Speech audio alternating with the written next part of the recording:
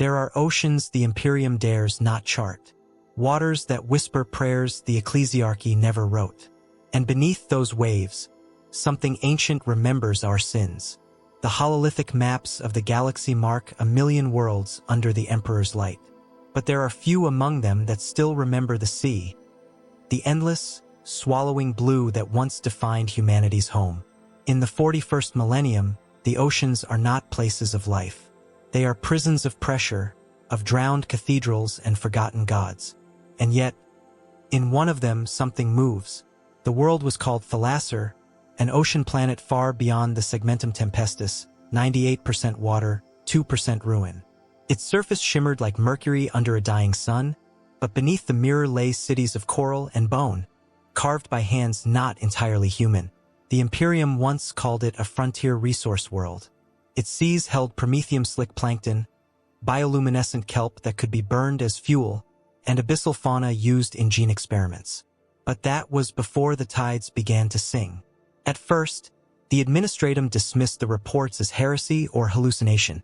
Fisher servitors spoke of lights beneath the trenches, moving patterns that answered their hymns. A crew of Aquila landers vanished while lowering sensors into the equatorial gyre. Days later, their wreckage washed ashore, covered in barnacles that formed words in High Gothic. You forgot the covenant. The ecclesiarchs burned the beach. They burned the people who saw it, too. And still the sea whispered. The survivors say the first true sign came with the storm of saints, when a warp current ripped through the system like a god's exhalation. The sky bled emerald and gold, and every ocean on Thalasser rose higher than its gravity allowed. Out of those waves came a man, or something close enough to make men fall to their knees. His eyes glowed the color of lightning striking salt water. His skin bore the scars of pressure and age, and around his shoulders hung a mantle of living kelp that shimmered with biophosphorescent light. His trident was no imperial relic. It thrummed with energy that bent the tide itself, and when he drove it into the seabed, the ocean stilled for 100 kilometers. He said nothing. He did not need to. The waters themselves listened. Some call him Aquaman, a name surviving from pre-imperial Terran myths, a word that meant king of the seas. Others whisper that he was not born of man at all, but of the old ones, or perhaps of some ancient emperor's experiment cast away into the void. Whatever the truth, he rose at the hour when the Imperium's dominion faltered and the ocean demanded its due. We only know this. When he emerged, the seas remembered their power. Storms followed him like hounds. Leviathans once docile became his vassals. Even the great imperial submersibles, the iron leviathans of the Navis Nautica, found themselves torn apart by currents no machine could predict. Thalasser became a fortress of tide and terror, cut off from the void by storms that defied the Mechanicus understanding. And then came the first prayer. It was not to the emperor. It was to the king below. In the Manufactoria spires that rose like barnacles above the waves, faith began to change. Where once priests sang of the emperor's light, they now murmured of balance, of tide and depth, of a god who did not sit upon a golden throne but walked beneath the waves. The Inquisition sent a detachment of Ordo Hereticus agents to purge this blasphemy. None returned. Their landing ships were found days later, broken, not by fire or blade, but pressure, as though they had been crushed by the hands of the sea itself. A message was carved into the steel of their wrecks in perfect Gothic script. You build your empires upon my grave. From orbit, the Mechanicus attempted orbital bombardment. Their plasma strikes boiled away millions of tons of ocean. But when the vapor cleared, the world beneath had changed. The water had formed a vast spiral vortex, spinning like an eye, and within that vortex, something vast and aware gazed upward. For one heartbeat, the void ship captain swore they heard a voice carried across the Vox.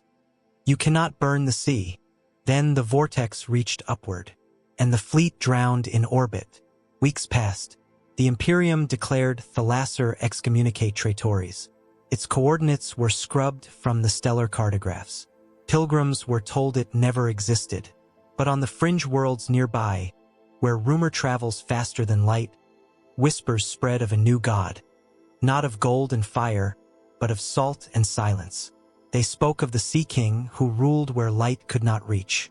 They said he commanded not just the waters, but the warp tides themselves. Some said he hated mankind for what it had become. Others said he mourned it. The truth is deeper than both. For the sea, like the warp, keeps every secret it is given.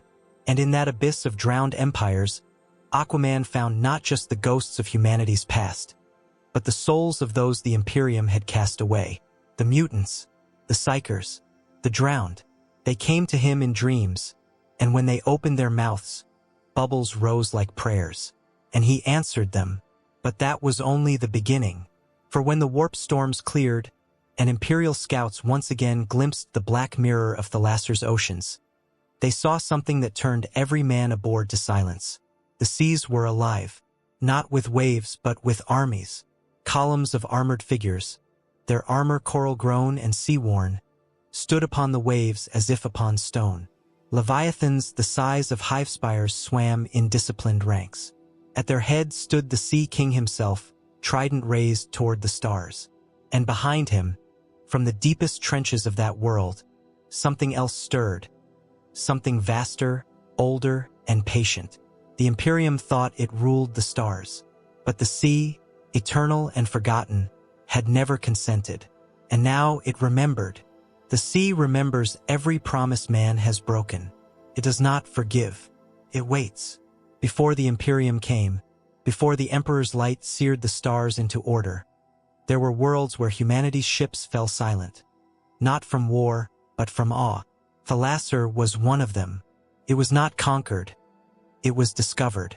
Or rather, rediscovered, like an old wound reopened.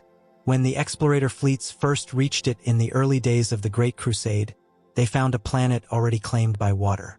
There were no continents, only scattered archipelagos built atop coral towers so ancient they seemed fossilized in time. Beneath the waves, their sensors failed.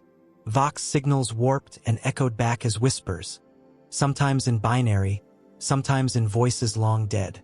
The Mechanicus believed the planet's oceans were saturated with psychic resonance, perhaps remnants of the old night, or a failed human colony where mutation had become heritage. Others, those who listened more than they measured, called it something else entirely. They called it the Deep Memory. The first descent, according to recovered logs from Mugos Hydrolex Ixia. The first man to descend into Thalasser's abyss was a diver named Captain Merrick Oras, a void sailor of Catacan stock. His descent pod carried him 12 kilometers down before the lights began to fail. His last words, recorded through static, were these: "I see cities and faces. They're breathing water." When the pod resurfaced 3 days later, its hull was cracked but intact. Oras was gone. In his place lay only a trident metal of unknown origin, its surface carved with sigils resembling Terran runes from pre-old Earth myth. The Mugos deemed it xenoarchaeotech and sealed it in stasis. Within a week, every servitor guarding it drowned in its own blood. The trident was jettisoned into the ocean. It returned the next morning, impaled upright in the sand outside the Mechanicus outpost. No footprints led to it. The locals began to whisper that the sea had chosen its emissary. The Covenant begins Thalasser's inhabitants, mutated descendants of early human colonists, were an amphibious people, their lungs adapted for both air and water. The Imperium branded them abhumans, though they still bore enough resemblance to man to be tolerated. They worshipped not the Emperor, but the Depth Father, a god of tide and silence, whose face was always hidden behind the reflection of the waves. They said the Depth Father had made a covenant with their ancestors. Keep the balance between the living and the drowned, and the sea will cradle you.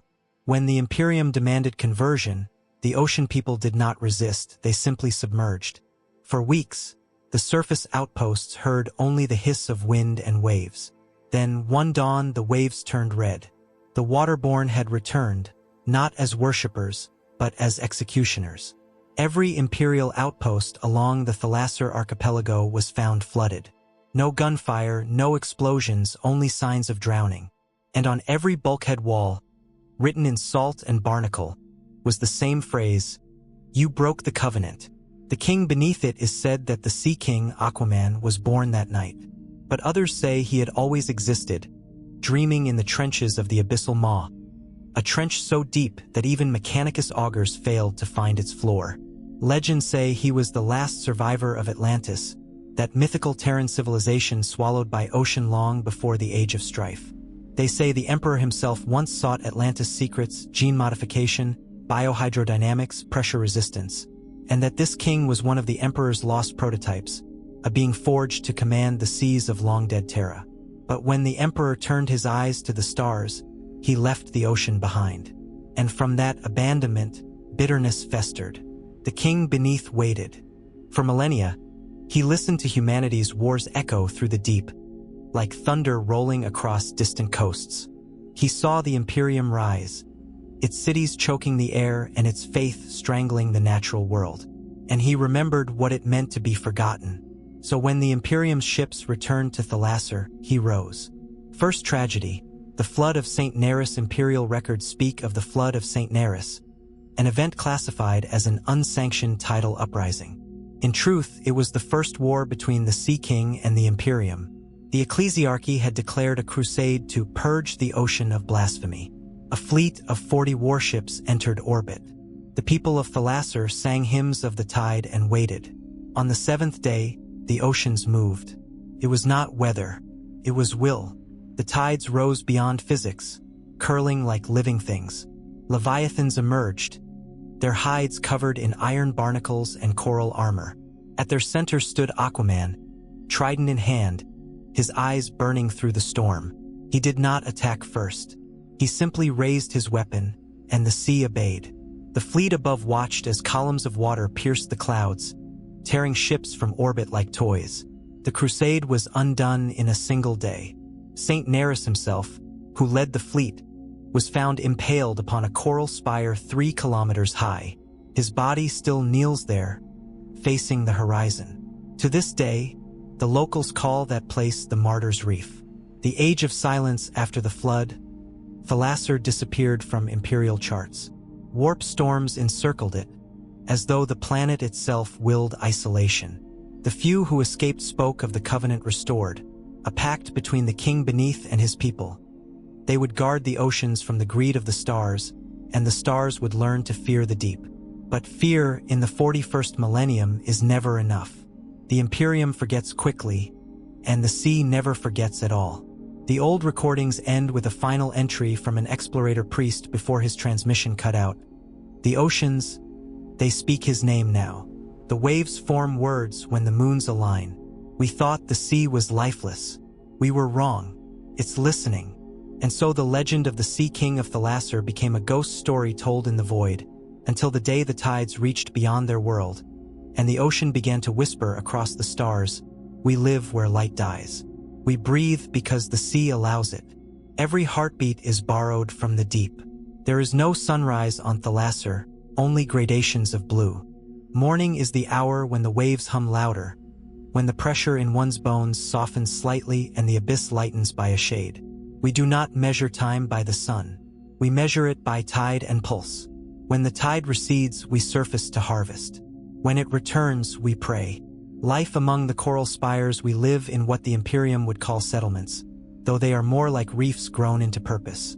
Entire neighborhoods bloom like living coral, their walls pulsing faintly with bioluminescence. The structures breathe with us. We seed them with plankton and song. They grow stronger when we feed them with our dead. Children play among the anemone tunnels, learning to hold their breath until their hearts slow. They must reach the 10th chamber before their lungs give out. If they do not, the sea claims them early, but the elders say that is mercy, not loss. We eat what the sea provides: flesh of deep fish, salted kelp, eggs of blind leviathans. Food is never certain. Sometimes the ocean grows silent, and the waters yield nothing for weeks. That is when the hymns grow louder, when we line the shores and chant until our throats bleed, begging the Depth Father to forgive whatever sin we do not understand. And when he forgives, the waves return with bounty. Always a price, always a trade. Work and worship, the line between labor and prayer is thin. Divers are also priests, and priests are often butchers. Each descent into the deep is both harvest and confession. Before diving, We mark our foreheads with salt and whisper, "Pressure, forgive us." No one dives alone. The water is full of voices, some our own, some not. The elders say they are the echo drowned, the souls of those who went too deep and never returned. They speak in bubbles that never reach the surface, repeating words like remember, repent, or sometimes only help. Children are taught to answer them politely. To ignore a voice is blasphemy. To follow one too far is suicide. And yet, every generation, one or two vanish into the black. We call them the bound. The priests say they have been taken by the Sea King himself to serve in the trenches where no light remains. Punishment and purity above the surface. Air dwellers of the Imperium punish sin with fire. Below, we use the deeping. A sinner is tied to a coral weight and lowered into the trench until their bones creak. The water crushes but does not kill. The mind breaks long before the lungs. Some return, their eyes milk white, their voices filled with strange calm. They become depth speakers, priests who no longer breathe air, only water. They walk among us in silence, their skin cool as the abyss, their mouths murmuring currents instead of words. When one touches you, your heart slows to match the rhythm of the tide. It is said that the Sea King himself listens through them, watching his people through borrowed flesh. No one envies them. No one disobeys them. Faith in the Depth Father, we do not pray for salvation. We pray for balance. The Depth Father does not promise joy, only continuation. His creed is simplicity itself. The strong sink, the faithful float. Our temples are open air, built on cliffs where waves strike like whips. The central altar is a basin of seawater that never dries, even in the stormless season. Each morning, we fill it with offerings, blood, scales, hair, teeth, and recite the oldest chant we know. The sea remembers, the sea forgives, the sea reclaims. The oldest of us claim that when the Sea King first appeared, he spoke those same words, that he brought order to chaos, made the storms kneel. But now, some whisper he has grown distant, listening to voices beyond our world. When the ocean grows too quiet, the elders fear he is dreaming again, and when he dreams, the sea itself begins to change. The quiet madness, no one escapes the pressure. It is not just weight, it is presence. It hums in our skulls like a constant prayer. Too long below and thoughts dissolve. We see shapes that are not there, faces in the current, hands reaching through the coral walls.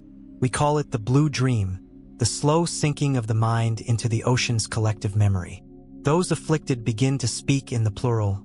We hear the tide. We remember the first flood. We are forgiven. The priests do not treat it. They call it a blessing.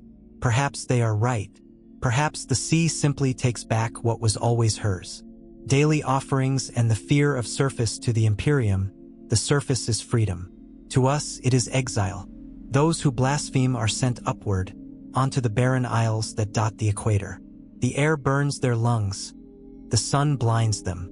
They die quickly, or worse, they live long enough to thirst. When the wind carries their screams back over the waves, we are reminded why we obey. Each evening, when the moon fractures into 7 reflections upon the sea, we gather by the shore to whisper our sins into the foam. The water takes them.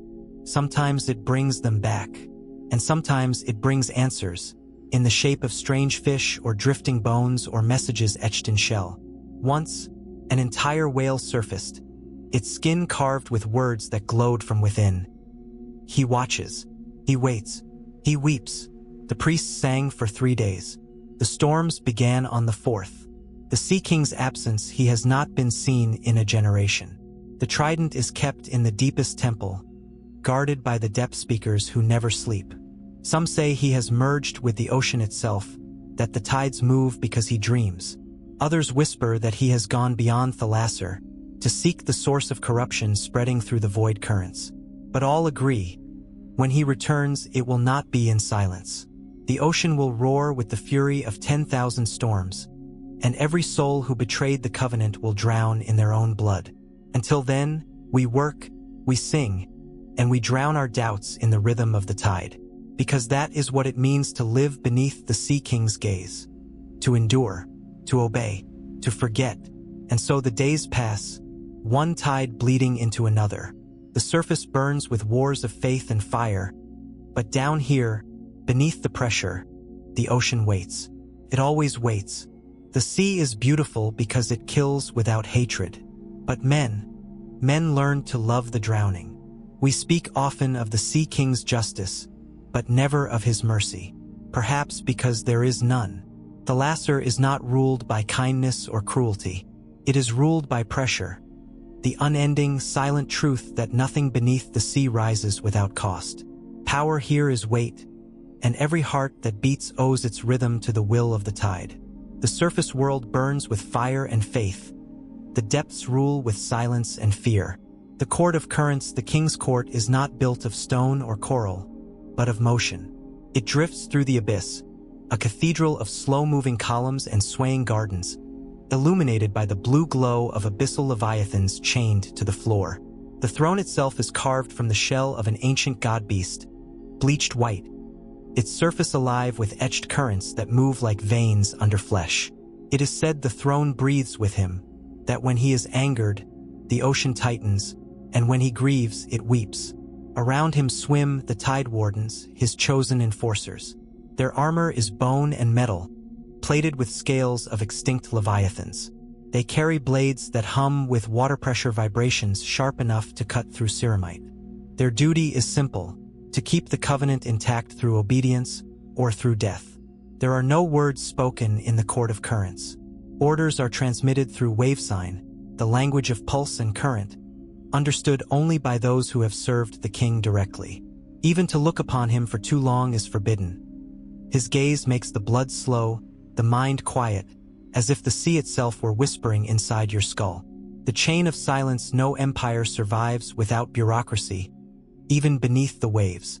The Sea King's domain is maintained by the order of the chain, a caste of priest scribes who record every birth, every dive, every death. They tattoo the records into their skin, layer upon layer, until their bodies resemble maps of current and tide. When one dies, their flesh is dissolved and used as ink for the next.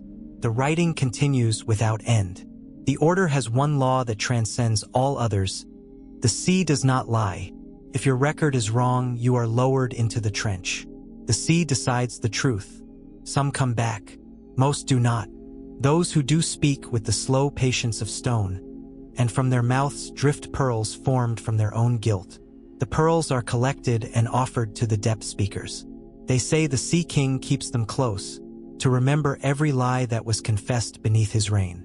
Punishments of the deep, there is no flame under the ocean, so punishment must take other forms. The king's justice is executed through ritual unmaking. The simplest form is the salt binding. A criminal's body is injected with crystallized saline, transforming flesh to brittle white coral. They remain conscious for days, praying for the tide to finish what judgment began. For greater crimes, there is the crushing.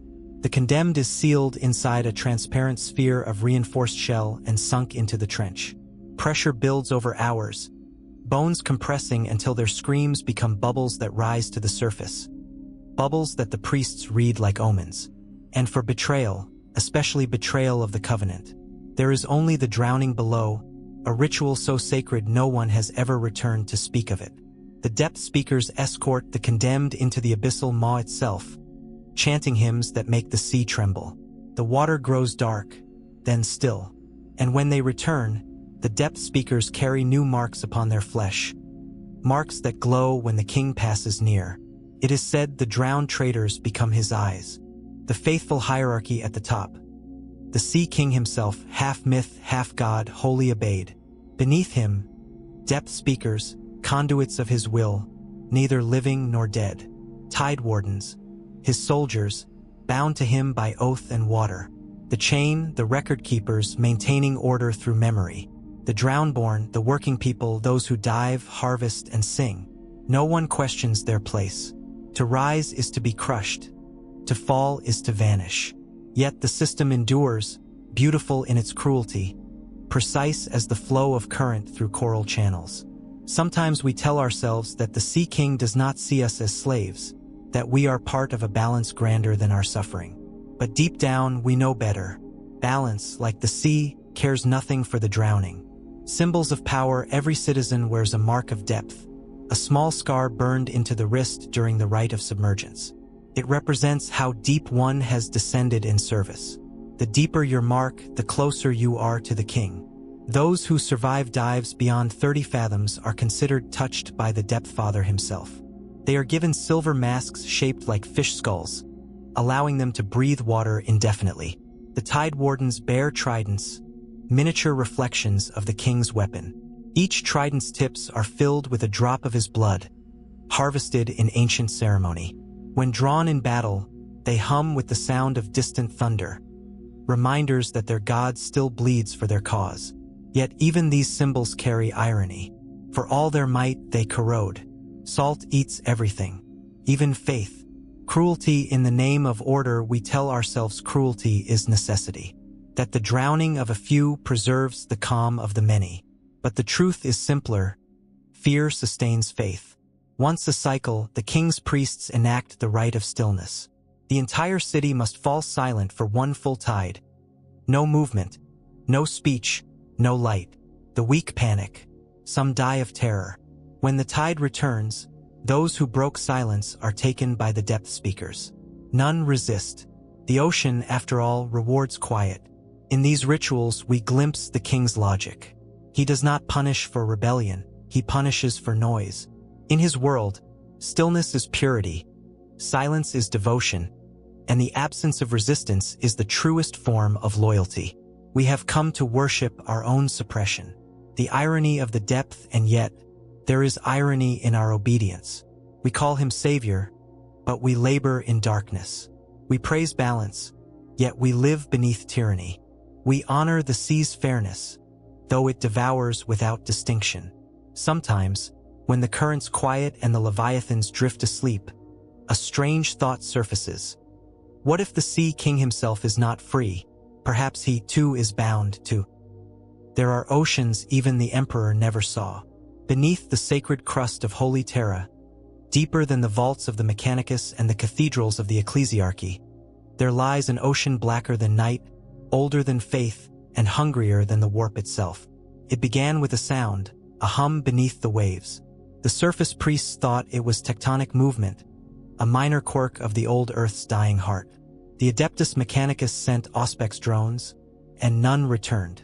They sent men next, and only static came back, laced with the sounds of something vast moving through liquid darkness.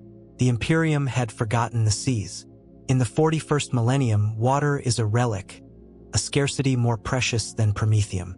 Planets are dry, scorched, hollowed. Ships sail only the void.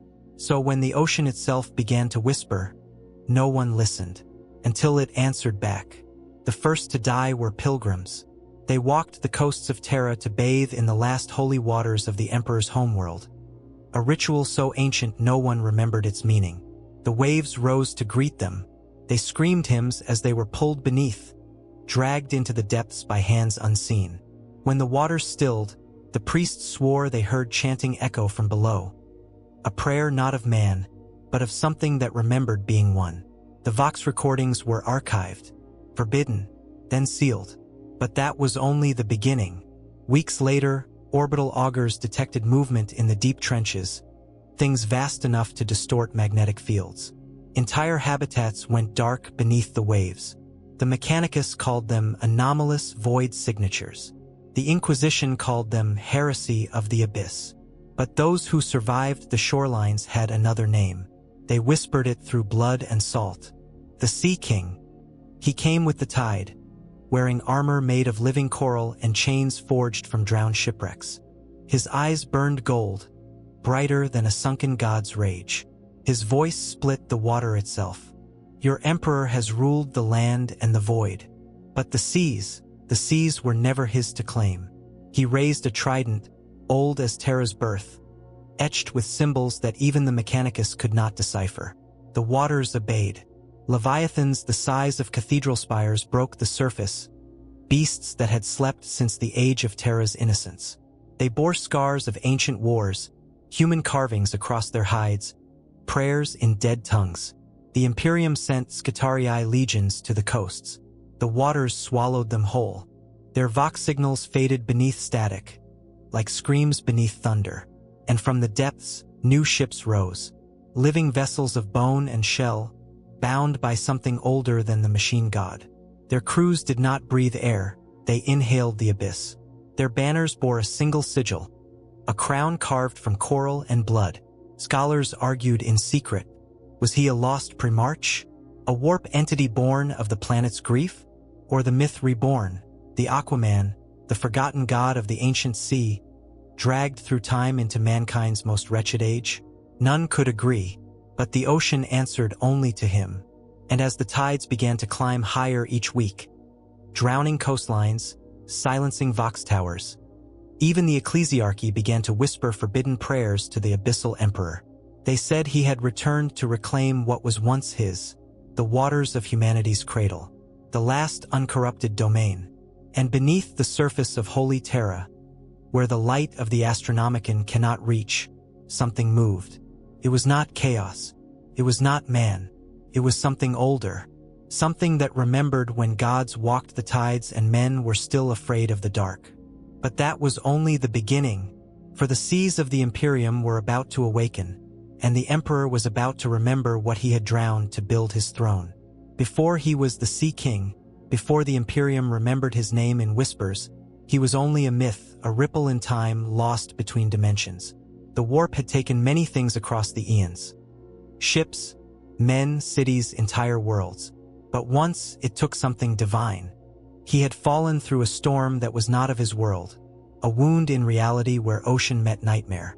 The trident, once a weapon of peace and law, now thrummed with the madness of 1,000 drowned souls. When he opened his eyes, the sea around him was wrong. The water was thick, poisoned, metallic with decay. The sky above was not sky at all, only endless machinery and the blind light of orbiting cathedrals. He had arrived on Terra, but not the Terra he knew. The oceans were dead. The waves were chains. For decades, he wandered beneath those black waters. The remnants of the old seas, the Pan-Pacific Tomb, the Atlantic Graveyard, and the Indian Chasm were infested with the ruins of the Golden Age. Sunken hive cities, drowned cathedrals, machine creatures that fed on silence. He spoke to the ocean and the ocean wept. Its voice was faint, but alive, trapped beneath centuries of oil, ash, and divine neglect. It whispered of an empire that had bled it dry, of a false god who turned the seas into waste so his children could reach the stars. And in that grief, the man once called Arthur Curry remembered his duty, to protect life. But in this galaxy, life was the rarest sin of all. The first beings he met were not men, but servitors. Half machine, half corpse, they walked the seabed on metal limbs, harvesting minerals from the drowned crust. They did not speak. They did not breathe. And when he tried to command them, they turned their welding claws against him, reciting hymns to the Omniscia. He killed them out of mercy. Their blood clouded the water with oil and static. From their wrecks, he learned the first truth of the 41st millennium. Humanity had become a machine that forgot it was ever alive. It took him years, maybe centuries, to find the living. They dwelled in sealed domes deep below the equator, descendants of ancient ocean colonies. Their bodies were pale and thin, adapted to eternal shadow. They called themselves the Thalassans, the last true children of the sea. They feared the surface. They worshipped the emperor, though none had ever seen the sky. Their religion was one of drowning, of cleansing sin through suffocation. When they saw him, they thought him an angel of the deep throne. His golden eyes burned through their darkness. His voice rolled like a storm through the domes. "You have forgotten your mother," he said. "The sea is not your prison. It is your home." And for the first time in 10,000 years, the Thalassans rebelled. They tore down the statues of the emperor that rusted in their plazas. They unsealed the domes and let the ocean rush in. They called him Aqua Imperator, the emperor of the abyss. He taught them the old ways of breath and current, how to listen to the water, not the vox, how to hear the pulse of the living ocean through the weight of machines. But the Imperium above noticed. When entire subsea mining colonies stopped transmitting tithes, the Inquisition descended, first with suspicion, then with fire. And thus began the First Drowned Crusade. The surface world sent its killers. The Adeptus Mechanicus in rust-red submarines, Astartes encased in deep-sea armor, and priests of the ecclesiarchy chanting prayers that boiled the water with holy sound. They found the Thalassans waiting in silence, the Sea King at their center. His trident split the waves with impossible light. Under his command, the ocean itself fought back, pressure collapsing steel hulls, currents dragging drop pods into trenches, monstrous leviathans smashing the holy fleets like driftwood. It was not a battle. It was a reclamation. The waters of Terra, long forgotten and enslaved, rose against their masters. And from that day, the Imperium declared the deep oceans of Terra excommunicate extremis, forbidden zones. No ship was to sail them. No priest was to bless them. The Mechanicus sealed the records. The ecclesiarchy rewrote the prayers. But among the drowned, a prophecy was born. When the sky gods fall silent, the tide shall speak once more. And so he waited, building his kingdom in the deep, watching the Imperium rot above the waves, while the sea, his sea, healed and remembered its strength. But the tides of the galaxy are never still. Soon the stars themselves would cry out, and something far darker than mankind would come, drawn by the sound of living water in a dead age. The sea is patient. Metal rusts, flesh rots, but salt endures. In the dark age beneath Terra's waves, every weapon, every tool, every ritual of the Thalassan Empire carried that truth, that everything returned to the ocean in time. Their empire had no forges, no manufactorums, no sacred oils of the Mechanicus. They built with what the sea provided: bone, coral, chitin, shipwrecks, and the skeletons of those who dared descend. To the surface dwellers, it was heresy. To the Thalassans, it was home. The trident of the abyss, it began with the trident. Not a symbol, a will, a living instrument of the sea's consciousness. It was older than the Imperium itself, forged from a meteor that fell into the pre-human ocean when the stars were still young. When Arthur found it again in the deep trenches of Terra, it pulsed like a heartbeat, whispering of tides long forgotten. The Mechanicus would call it Xeno-Artifact Sigminal, for it obeyed no logic, no metal, no code. But the Thalassans called it the voice of the abyss. When raised, it could still a tempest or summon one from silence. It could tear apart the armor of a space marine with the force of the deep. But it demanded something in return, a memory. Each strike took a piece of the wielder's past, feeding the abyss. That was why, over centuries, their Sea King's eyes grew hollow, and his voice trembled with echoes of lives he no longer remembered. They said he no longer recalled his own name, only the sound of waves breaking against forgotten shores. Armor of the drowned, the soldiers of the Thalassan Empire did not wear ceramite or plasteel. They wore the bones of their own dead, the remains of drowned comrades polished white, woven with living coral that fused into their flesh. Each plate pulsed faintly, alive with microorganisms that drank from the warrior's blood. Every piece was sacred, every scar a prayer. They called it shell-borne armor. It grew with its wearer, thickening with victories, cracking when doubt took root. When a soldier lost faith, their armor withered, collapsing into dust. To outsiders, they looked like monsters, spectral divers wrapped in glimmering bone and coral, moving in silence through the deep. To themselves, they were cathedrals of memory. The singing harpoons in the upper trenches, where pressure could crush a titan's knee joint, the Thalassans used weapons that sang. Their harpoons were crafted from the spine of abyssal leviathans, creatures half machine, half myth, raised from the time when mankind still feared the sea. Each harpoon carried a resonant crystal that screamed through the water when thrown. The sound could pierce armor, shatter glass, and rupture lungs. They called them sirens. The sound of a siren harpoon became the Thalassan war song. Those who heard it above the surface said it was like the ocean itself crying out for vengeance. The Leviathan engines, not all of their war machines were born of flesh. Some were forged from what they found in the ruins of the Mechanicus ocean colonies. Colossal exoshells of steel and machine spirit, Once used for mining and excavation, Aquaman repurposed them, repaired them not with metal, but with the living ocean itself. Coral grew over their hulls, barnacles embedded into circuits, tentacles filled the empty spaces where servitor crews once sat. They became Leviathan engines, crawling citadels of bone and iron that walked the seafloor like gods in armor. Their movement was slow, deliberate, each step shaking the seabed for miles. Within them, thousands of thalassans prayed, their voices merging into a single drone that kept the machine alive. When a Leviathan died, its body sank to the trenches and was reborn as a reef, a grave that became sanctuary. Even in death, they served the sea. Symbols of power, the thalassans bore no banners. Cloth rotted, ink washed away. Instead, they carved their devotion into their skin. Every soldier bore the mark of the current, a spiral tattoo etched with bioluminescent ink that pulsed with their heartbeat. When they died, the light faded. When they lied, it flickered. There was no deception beneath the sea. The priests, known as the Salted, replaced their eyes with pearls, a ritual of blindness to see as the sea sees. The deeper their faith, the less human they appeared. Some grew gills, others translucent skin, a few fins. The sea remade them as it saw fit. To live in the Thalassan Empire was to surrender your humanity and earn something purer.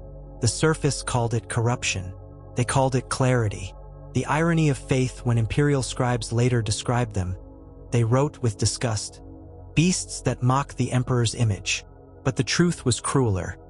Their weapons, their armor, their faith, all were born not from hatred of humanity, but from its memory. Every coral blade carried fragments of ancient hymns. Every Leviathan engine bore inscriptions stolen from imperial psalters. Every prayer whispered beneath the water was a distortion of the emperor's own words, turned back against him like a mirror. They were not monsters. They were what mankind had left behind when it fled the sea for the stars. And in every weapon they built, there was sorrow, the sorrow of knowing that even as they rose, they were fighting a war they could never win. Because the Imperium would never allow beauty to survive. The tide was rising again. Aquaman stood upon the back of a sleeping Leviathan, trident glowing faintly in the gloom. He looked upward through miles of pressure and darkness, toward the blinding light of the surface. They think the ocean is beneath them, he whispered, but the tide remembers everything it swallows. The Leviathan's eyes opened, and the deep began to move once more. The ocean is vast, but even in its silence, it breeds whispers. No empire, not even one born beneath the waves, is free from hunger, from envy, from the soft rot that begins in the heart. At first, the Thalassan Empire thrived in the quiet dark. They sang hymns in the currents. They hunted the drowned beasts of the abyss. They built cathedrals of coral and bone, living sanctuaries that glowed like submerged suns. Children were taught to listen to the heartbeat of the sea instead of the pulse of the machine god. Every soul had purpose. Every death fed the living. But peace is a surface illusion. Beneath, the current always shifts. The quiet hunger years turned to decades. The deeper cities began to starve. The sea could feed bodies but not belief. Faith, like air, grows thin when rationed. Some Thalassans began to question why their god-king never ascended, why he never brought the storm to the surface, to cleanse the Imperium and reclaim the skies. They whispered that he had grown old, cautious, afraid. Others hungered for what the surface had, the metal, the machines, the stars. They envied the Imperium's cruelty because at least cruelty brought change. The first betrayal, the first rebellion began in the city of Saltspire, a reef-grown fortress built from the bones of a titan that had fallen into the sea centuries ago. Its ruler, Admiral Cathon, had once been Aquaman's most trusted commander. A man who believed that the tides should serve mankind, not rule it. He spoke softly, as all traitors do. He said the Sea King was a relic, a god of mercy in a universe that worshipped fire. He promised progress, power, and alliance with the surface if only the old god were dethroned. For a time, his words spread like plankton, invisible but everywhere. Then, one night, the waters above Saltspire turned black. The city's lights died, one by one. They say the Sea King came alone. He carried no army, only the trident. He walked through the city's flooded halls, past statues of himself now defaced with iron and rust. When he reached Cathon, the admiral knelt and said, "We only wanted to see the sky again." Aquaman's reply was cold, almost human. "Then I'll give it to you." The ocean above Saltspire split open, a perfect circle of calm, and sunlight poured through for the first time in centuries. It was beautiful. It was also the last thing they ever saw. When the water crashed down again, the city was gone. The current carried fragments of coral, shards of bone, and voices that still screamed even as they sank. Saltspire became a warning, and the Sea King's mercy ended that day. The eyes of the abyss after Saltspire, paranoia spread through the empire like blood in water. No one spoke freely. The priests of the Salted began to listen, not with ears, but with sonar implants that echoed lies like heartbeats. Neighbors vanished. Whole families were accused of treason because their lights flickered the wrong way. The Thalassans learned a new kind of faith built on fear. They began to carve new prayers into their skin. The sea sees, we are never alone. The living cities grew quieter, darker. The songs of unity turned into hymns of guilt. The divers wore a faction of Thalassan outcasts. Scavengers, hunters, and hermits fled into the deeper trenches. They called themselves the Drowned Sons.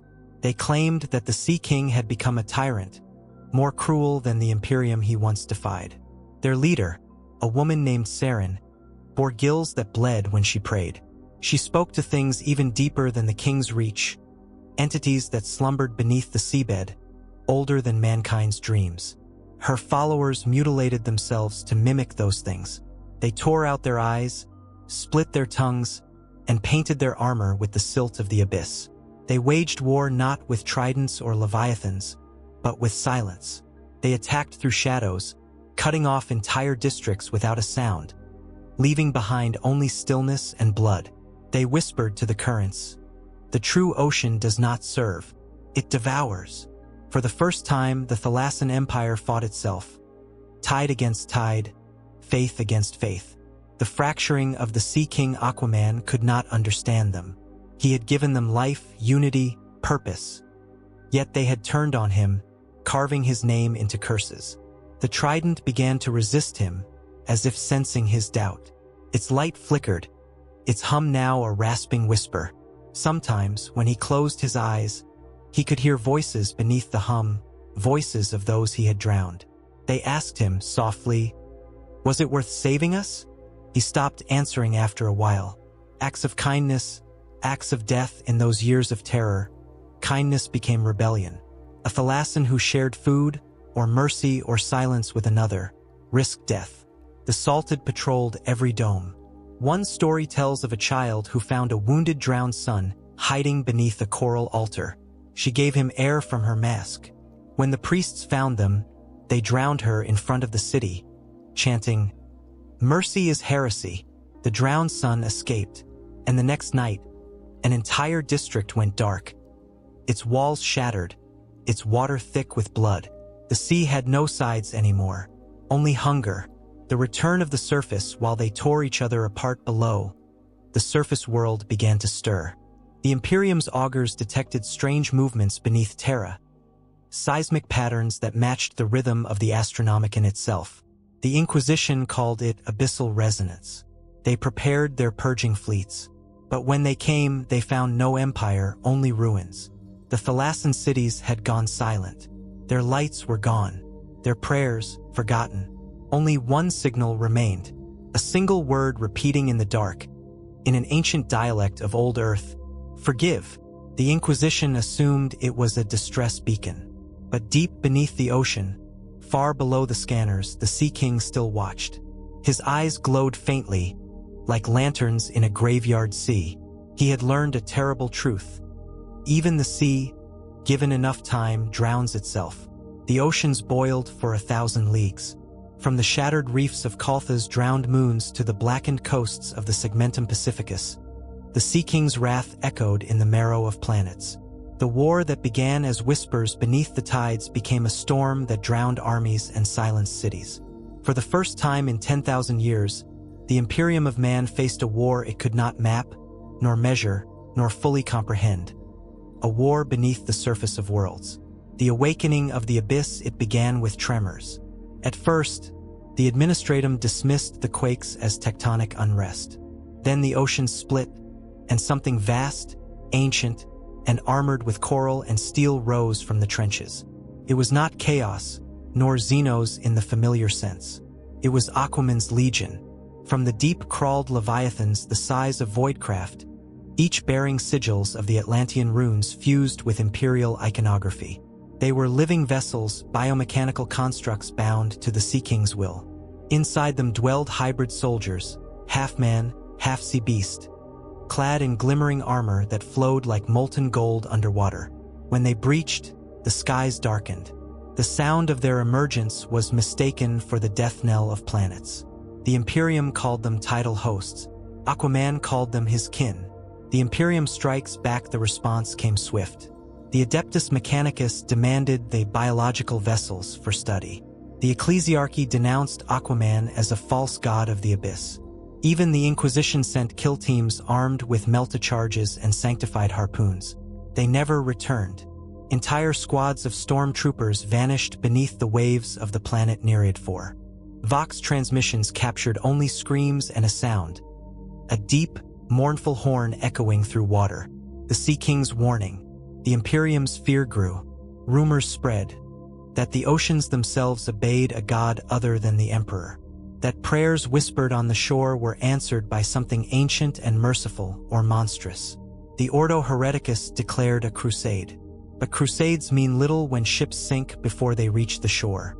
The Leviathans ascend, the war escalated into legend.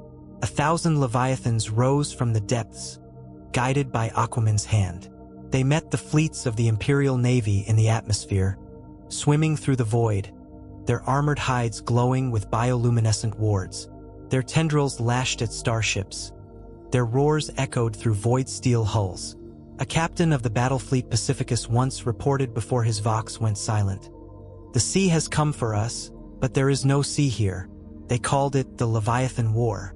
A dozen ocean worlds fell beneath the tidal onslaught. In some, Aquaman spared the weak and washed the corrupted clean. In others, he drowned entire hive cities without remorse. His mercy was selective, a reflection of balance, not malice. To him, humanity had become estranged from its origins.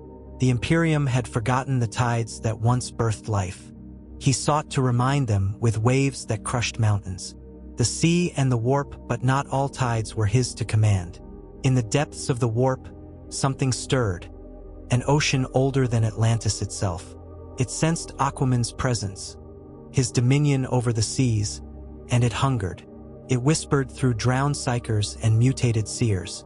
It offered him a crown woven from the flesh of drowned gods. The name of that presence was Nautilkarn, a demon of Tsench and Nurgle both, the god of rotting currents. Promised him eternal dominion, the right to drown the stars. And for the first time, Aquaman hesitated. Not from temptation, but from understanding.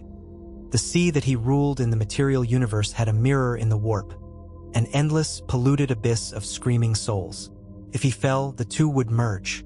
Reality would drown. The duel beneath worlds, so he descended alone.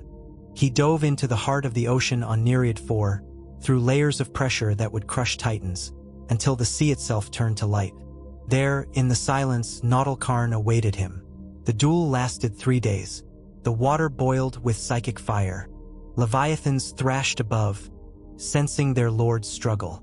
Every planet touched by Aquaman's tide trembled.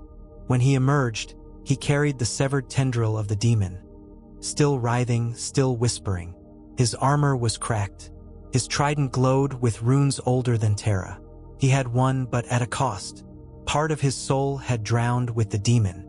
From that day on, his eyes no longer reflected sunlight. Only the deep. The Leviathan War had ended, or so the Imperium's scribes declared, eager to bind a ribbon around yet another unexplainable calamity and move on. The oceans stilled, fleets withdrew, and Administratum records stamped it as a localized xeno-organic uprising. But the oceans did not forget, nor did the abyss sleep. Beneath the calm, something ancient still breathed, and the memories of the drowned stirred again. The echo of a king on the waterworld of Nereid IV. Survivors whispered of a shape gliding beneath the waves, seen only during eclipses. Fishermen told of glowing eyes that watched them from the depths. Not in hunger, but in mourning. Children born near the coast sometimes awoke speaking in an ancient tongue, murmuring names no human priest could translate. When asked who taught them, they would always answer, "The sea remembers." These were no mere tales.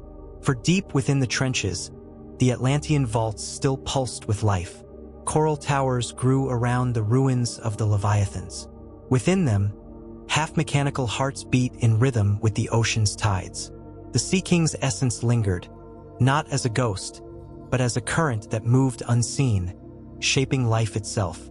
And across the Imperium, that current began to twist destiny once more. Mechanicus salvaged the Adeptus Mechanicus, unable to resist forbidden knowledge, sent their most zealous magi to harvest what remained of Aquaman's technology. They called it Project Pelagos. Dread ships, bristling with plasma cranes, descended into the abyssal plains. They dragged up Leviathan husks and Atlantean metal, their mechadendrites trembling with data they could not decode. One Mugos explorator, Altis Vorn, recorded a final log before his mind collapsed into binary static. This is not metal. It breathes. The structure adapts. When exposed to void light, it sings. The Sea King did not build machines. He grew them. Moments later, the recording dissolved into a haunting sound. The same horn that had echoed through the Leviathan War. Within weeks, the entire expedition vanished. The Mechanicus declared the zone contaminated by sentient biomass. The locals called it what it was, the King's Grave. The cult of the tides. While the Mechanicus struggled with forbidden science, faith itself began to corrode. Along the coasts of ocean worlds, new sermons spread in whispers. A symbol carved in driftwood and coral appeared in hidden shrines, a trident piercing a sun. They were not heretics in their own eyes. They claimed to worship the Emperor's reflection, the divine balance he had sent to cleanse the sea. But the ecclesiarchy saw only blasphemy. When the priests burned the shrines, the tides rose higher. When they executed the faithful, the waters turned red. By night, they heard songs, low, harmonic chants rising from the surf. Songs about a king who would return when the stars drowned in their own light. The warp stirs far beyond the material. The warp's oceans rippled. Nautilkarn, the demon once slain by Aquaman, began to reform from the residue of drowned souls.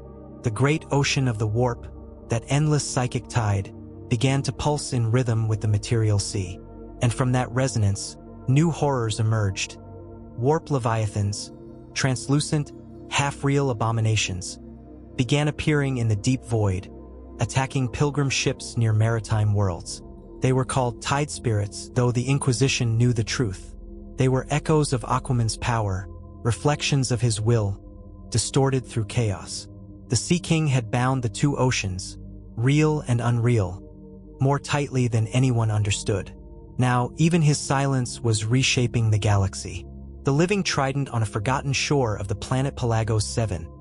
A scavenger found something that should not have existed. A trident buried half in the sand, pulsing faintly with light. When he touched it, visions flooded his mind, of coral cities, of drowned empires, of a man with eyes like the deep. The weapon was alive, chose him, and in the decades that followed, rumors spoke of a new figure rising in the sector. A warlord who commanded storms and fleets alike, claiming to be the voice of the king returned. Whether he was Aquaman reborn or merely another pawn of the warp, none could say. But the seas began to shift once more, and old prayers returned to human lips. He shall rise when the stars fall. He shall breathe when the void forgets air, and the sea shall remember its king. The last drowned archive far below the ruins of Terra's dead oceans. In a flooded archive no human had entered in millennia, an ancient Mechanicum datasphere flickered to life. It bore one recording, a voice, broken, distorted, yet unmistakably human. If you hear this, know that I am still watching. The tides are not done with you. You think the stars are eternal, but even they drown, given time. A heartbeat, then silence, then faintly the sound of waves. The Imperium never found the source. But across the galaxy, for the first time in 10,000 years, a new myth began to spread among voidfarers and shoredwellers alike. That when the Emperor's light fades, the Sea King will return, not to conquer, but to cleanse, to drown the galaxy one last time. It began with the silence of stars. At first, it was dismissed as warp interference. A flicker in the Astronomicon, a heartbeat of darkness stretching across the void. But it did not pass. The light of the Emperor, the psychic beacon by which all ships sailed, faltered, then dimmed. And across a billion worlds, humanity felt a chill older than history itself, the memory of drowning. The cracks in the heavens' hive cities trembled as oceans rose against their shores. Entire coastlines were devoured in storms that defied reason. Waves 3 miles high, rolling with unnatural grace, swallowing continents. The ecclesiarchy called it divine punishment, the emperor's cleansing flood. But those who lived long enough to see the second tide knew it was not his wrath. It was the sea's. The Mechanicus tried to explain it with science. They failed. The Inquisition tried to erase it with fire. The flames died, smothered by endless rain. And then the messages began. Vox transmissions from beneath the waves, faint and rhythmic. They carried a pattern no lex mechanic could decipher. 3 tones, followed by silence, repeated infinitely. He is coming. The awakening of the abyss on Nereid 4, the ocean began to glow. Pale light spread through its depths like veins through flesh. The water shimmered as if it remembered sunlight for the first time in 10,000 years. From those depths rose structures. Not ships, not ruins, but living citadels of coral and steel. Towers shaped like tridents. Bridges woven from kelp that breathed oxygen into the storm. The Thalassans, descendants of those first deep dwellers who had worshipped the Sea King, emerged from their abyssal temples. Their skin gleamed with bioluminescent marks. Their eyes reflected stormlight. They spoke only one phrase, in unison, "The King remembers us." And in that moment, the tides across the galaxy synchronized. Oceans from Holy Terra to Macridge began to pulse with one rhythm, the rhythm of a heartbeat. The return the trident was no longer legend. From the core of the deep, a shadow rose, vast, radiant, terrible. He was not the man who had fallen from another world. He was more and less, a god made from grief and water, the sum of every drowned prayer. His eyes burned not with rage, but sorrow. The Imperium's orbital augurs captured his emergence. A figure rising through storms, lightning dancing along his armor of coral and void light. Where his feet touched land, the ground melted to glass. Where he spoke, the air itself wept. The Sea King had returned. The judgment of Terra when he reached the world once called Terra. He found not the cradle of man, but a tomb. The oceans were stagnant and black, choked with millennia of poison and rust. Cathedrals leaned into the tides, their bells tolling underwater. Statues of the Emperor stared blindly through the rain. Aquaman, or what remained of him, stood before the silent palace and raised his hand. The seas obeyed. In one final, world-shaking tide, the waters reclaimed their throne. The throne world drowned. The ecclesiarchy's great basilicas sank beneath the waves. The voices of the high priests were the last to vanish, still reciting their final litany. The Emperor protects, then silence. Terra was gone. In its place, a single endless ocean, serene, cold, and alive. The drowned Imperium in the centuries that followed, the galaxy adapted or perished. Planets once scorched by desert now gleamed with seas reborn. Others vanished beneath the tides entirely, transformed into blue orbs teeming with strange new life. Warp travel became unpredictable. Psychic storms mirrored the tides. Ships could sail for years and find themselves returned to the same system, guided by unseen currents. A new faith emerged, not in the Emperor, not in chaos, but in the balance. The people called themselves the Tidebound, and their creed was simple: all things drown, all things rise again. They built floating temples of living coral. They prayed not for salvation, but for remembrance. And in the depth of every ocean, a faint golden light pulsed, like the reflection of a lost king watching over them.